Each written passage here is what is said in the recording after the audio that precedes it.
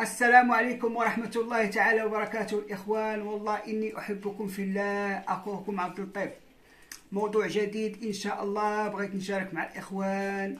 الحمد لله مفيد ومستفيد، الحمد لله. بغيت نشارك معكم هذا المكمل الغذائي الرائع، وهو بروك باك ميل. كي تتشاهدوا معنا في الصورة،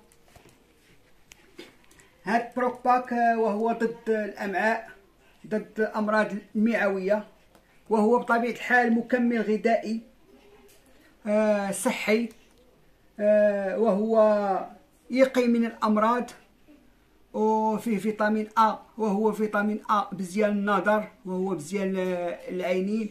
بالنسبة لشي طائر عندنا كبر في السن، تنعطيو بروك باك ميل تيولي يشوف الطائر، تيشوف بزيان. وفيه فيتامين دي، وهو فيتامين دي 3، وهو بزيان الطائر، يخلص الطيور من البكتيريا بطبيعة الحال، وتيعطي واحد الطاقة هائلة للطيور، وتيعزز الرغبة في تناول الطعام عند الطيور، وبطبيعة الحال تيقي من الأمراض مثل الأكسيديا. وتنصح الإخوان كاملين يستعملوا هاد بروك باك ميل، وهو مكمل غذائي رائع جدا. ومشيو طريقة الاستعمال.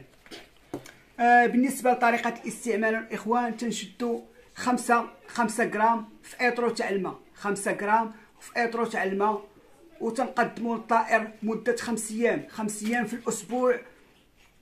وبالنسبة للأخوت اللي تيعطيو أدوية، هاد بروك باك ميل تيرجع البكتيريا النافعة، وهو هائل، تيرجع البكتيريا النافعة عند الطيور، وتيعطيهم واحد الطاقة هائلة.